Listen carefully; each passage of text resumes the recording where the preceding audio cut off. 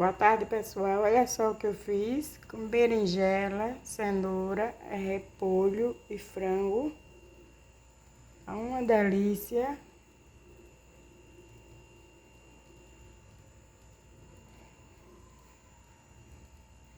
Fácil e rápido de fazer.